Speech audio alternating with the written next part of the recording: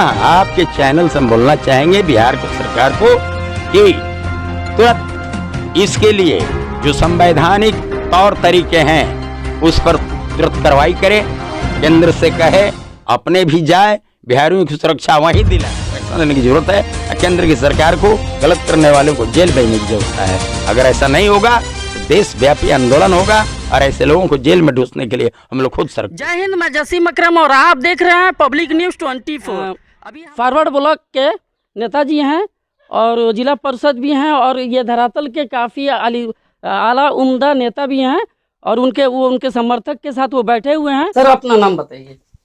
मेरा नाम रामायण सिंह, प्रदेश अध्यक्ष all India forward block Bihar. पे आप क्या बोलिएगा? ये सरासर संविधान में वर्णित मौलिक अधिकार का हनन है।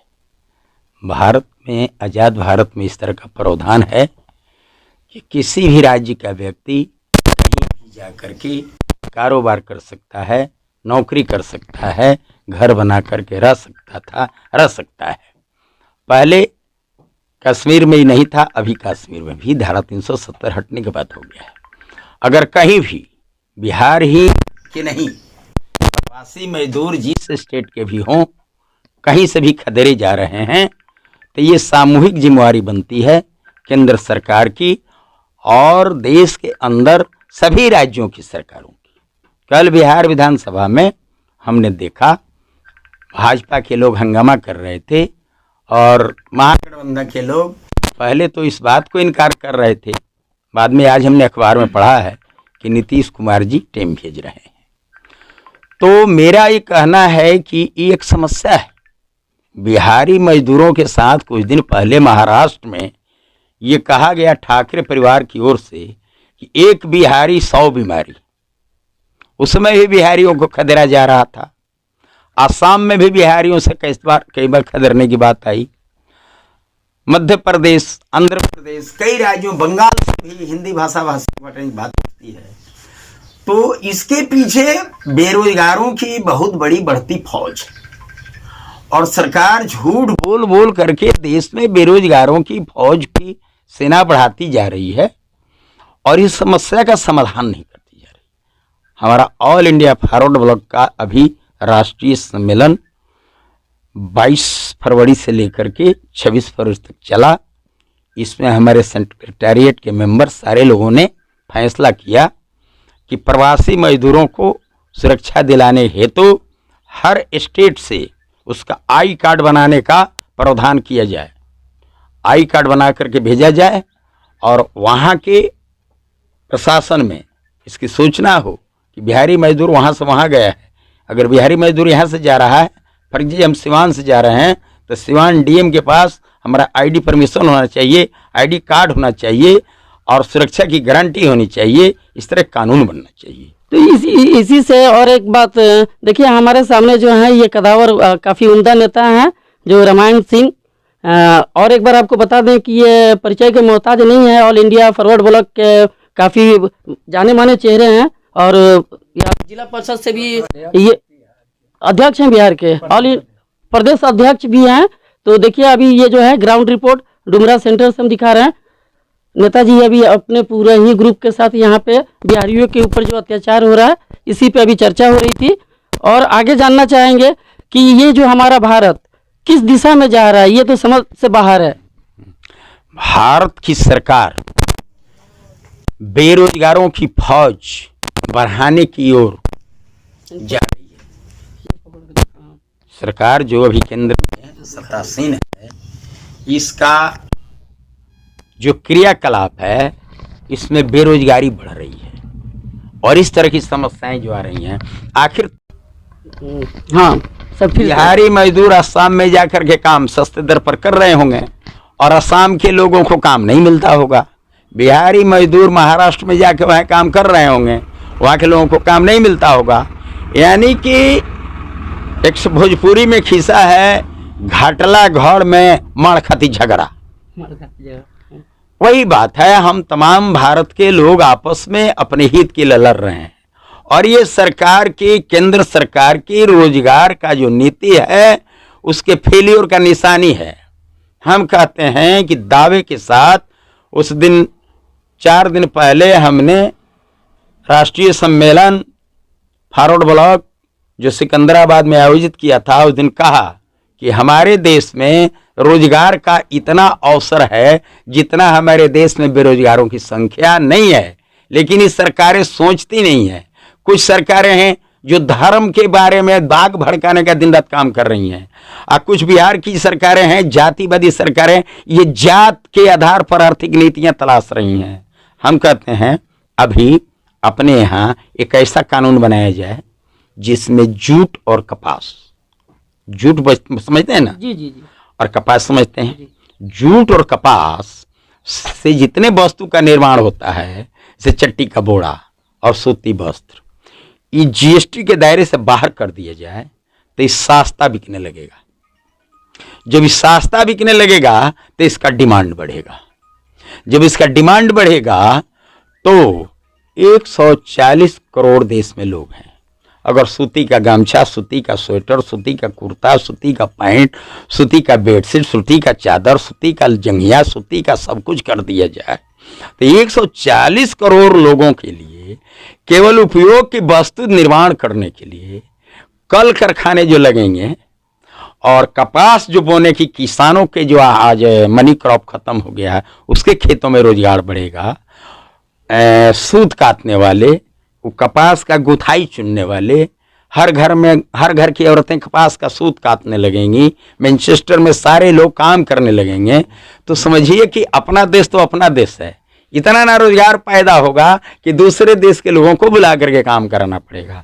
अगर 1 मिनट और चट्टी के बोरे का आप देखते हैं ना, जितनी चीजें हैं आज पॉली बैग में है, प्लास्टिक के बोरा में, अगर ये सारी चीजें चट्टी के बोरा में आना शुरू हो जाए तो जूट फैक्ट्री को इतना चटकल, कलकत्ता में, पश्चिम बंगाल में, बिहार के चटकल आज बंद हो गया है ना जी।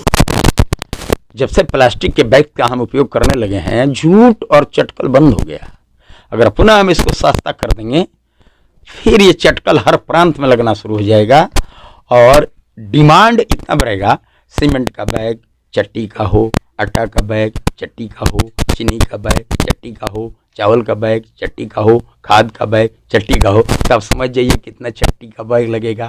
इसको उत्पादन करने में कितना मजदूर लगेगा, कितना कल लगेगा, हर किसान के खेत में कितना पाट उपजेगा। बेरोजगारी क्या है? तो आप सरकार से यही आवाज उठाना चाहते हैं कि अगर इस तरीके से ये हो तो सारे बिहार व्यवस्था किया जाए। चूंकि हमारे यहाँ भारतीय संदर्भ में हम किसी दिन सोने का चिड़िया कहलाते थे और उस समय हमारी यही अर्थनीति काम करती थी।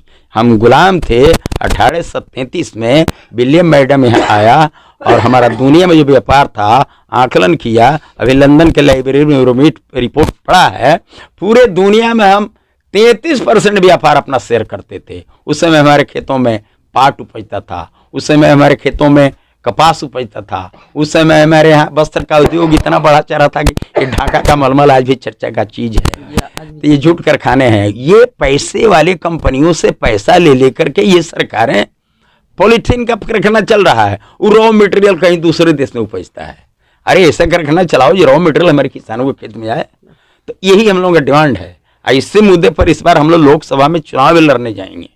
अच्छा, और एक बात और एक सवाल आपसे पूछेंगे सर कि किस तरीके से अभी बिहार वासियों जो प्रवासी मजदूरों का साथ जो घटित हो रहा है इसको किस तरीके से कंट्रोल में गवर्नमेंट तो अभी तक नीतीश कुमार तो अभी कुछ बोले नहीं, अभी टीम भेजेंगे जब तक कि और भी बाकी बिहारी जो भी हैं हिंदी भाषी जब तक उनको जान से मार दिया जाएगा तब जाकर के तुरंत केंद्र की सरकार को वहाँ फौज का व्यवस्था करना चाहिए और उस मुख्यमंत्री को गिरफ्तार कर लेना चाहिए, अत्याचारियों को गिरफ्तार करना चाहिए, बिहारी मजदूरों को सुरक्षा प्रदान करना चाहिए, उसके सुरक्षा की व्यवस्था होनी चाहिए, रहने सहने की व्यवस्था होनी चाहिए, कानून स्ट्रांग होना चाहिए। इसमें केंद्र सरकार फेल हो रही है। केंद्र की पॉलिसी है ना कि कोई भी मजदूर कहीं जाएगा, ये जिम्मेवारी केंद्र सरकार की है। कोई राज्य सरकार के आदमी बोलेगा अपने वोट के लिए बोलेगा, तमिलनाडु वाला बोल रहा है तमिलनाडु की बात बोलेंगे तो हमको तमिलनाडु वोट दे देगा, बिहार वाला बोल रहा है जब हम बिहारी की बात थोड़ा सा उसके आएंगे तो बिहार वाला हमको वोट दे देगा। लेकिन ये वोट की राजनीति है, इस समस्या का समाधान नहीं है। समस्या का समाधान यही है कि जो भी संविधान के खिलाफ बोलता है उसको जेल में ठूस दो। अगर एक मुख्यमंत्री होकर के, एक सीएम होकर के, इतना जिम्मेदार व्यक्ति होकर के अगर ये शब्द बोलते हैं कि एक एक को ढूंढ के काटा जाएगा, तो आप लोग अंदाजा लगा सकते हैं। अच्छा सर, और एक आखिरी सवाल, आप हमारे जो जनता की जो टीम है आज आई हुई है, आपसे मिले बहुत खुशी हुआ। आप बिहार वासियों को क्या सूचना, कुछ ऐसा ये या बिहार सरकार को कुछ बोलना चाहिएगा हमारे चैनल के माध्यम से? हाँ, आपके चैनल से हम बोलना चाहेंगे बिहार को, सरकार को, कि तुरंत इसके लिए जो संवैधानिक तौर तरीके हैं उस पर तुरंत कार्रवाई करे, केंद्र से कहे, अपने भी जाए, बिहारियों की सुरक्षा वहीं दिलाए। कितने मजदूरों को हम देश से बुलाते रहेंगे? खाली तमिलनाडु में थोड़े गए हैं। आज तमिलनाडु से भगाएगा, मैंने पंजाब से भगाएगा, परसों दिल्ली से भगाएगा, परसों महाराष्ट्र भगाएगा। बिहार में तो कल कारखाना है नहीं, जगह की कमी हो जाएगी जब सारे लोग आ इसलिए देश में संवैधानिक अधिकार के तहत हम जहाँ तय हैं, जहाँ भी हमारे बिहार वासियों के साथ गड़बड़ी हो रही है वहाँ मुस्तैदी के साथ वहाँ की सरकारों के खिलाफ बिहार की सरकार को एक्शन लेने की जरूरत है। केंद्र की सरकार को गलत करने वालों को जेल भेजने की जरूरत है। अगर ऐसा नहीं होगा तो देशव्यापी आंदोलन होगा और ऐसे लोगों को जेल में ढूंढने के लिए हम लोग खुद सड़क पर उतरेंगे। तो आपने देखा ऑल इंडिया फॉरवर्ड ब्लॉक के जो नेता हैं रामायण सिंह जी, आज हम उनके यहाँ आए थे और बिहारी प्रवासी मजदूरों के साथ जो अत्याचार हो रहा है इसके बारे में इन्होंने क्या खूबसूरत अंदाज में बताया और कैसे रोजगारी सबको मिलेगा इसके बारे में भी इनसे बात हुई है। और यहाँ पे एक बार आप दिखा सकते हैं कि इनके समर्थक बराबर, इसलिए कि ये स्थानीय धरातल के एक उम्दा आला नेता हैं, जो कि आप लोग देख सकते हैं स्क्रीन पे कि यहाँ पे जो लोग हैं, बस ये पहले से, हमारे आने से पहले ये लोग बैठ करके इसी के बारे में चर्चा हो रही थी। तो हम यहाँ जानना चाहेंगे इनके समर्थक लोग जो भी हैं। अंकल अपना नाम जरा बताइए। श्रीकांत प्रसाद यादव। तो आप लोग यहाँ पे कब से आकर के बैठे हुए थे? क्या चर्चाएं हो रही थी यहाँ पे? यहाँ पर यही मजदूरों की चर्चा हो रही थी और सब राजनीति हो रहा था कि भाई कैसे ही देश का क्या स्थिति हो गया। आपने सोचा कि किस तरीके से अपने प्रवासी मजदूरों को, अपने भाई को किस तरीके से बुलाया जाए या क्या किया जाए? हाँ, उसके संबंध में हम लोग विचार किए कि केंद्र सरकार इस पर जल्द से जल्द कार्रवाई करे। अब कितने मजदूर आएंगे, सबका, कुछ लोग का वहाँ बाल बच्चा है, घर है, सब कुछ है, तो इतना संभव नहीं है कि लोग सब। और नीतीश कुमार को इसको देखभाल करना चाहिए और जो बिहारी है उनको इसको सुरक्षा रखना चाहिए, यही तो हम बोलना चाहते हैं। तो आप देख रहे हैं ग्राउंड रिपोर्ट जो डुमरा सेंटर से रामायण सिंह जी से अभी बातचीत हुई, जो काफ़ी कदावर नेता हैं। आपको बार बार ये परिचय के मोहताज नहीं है।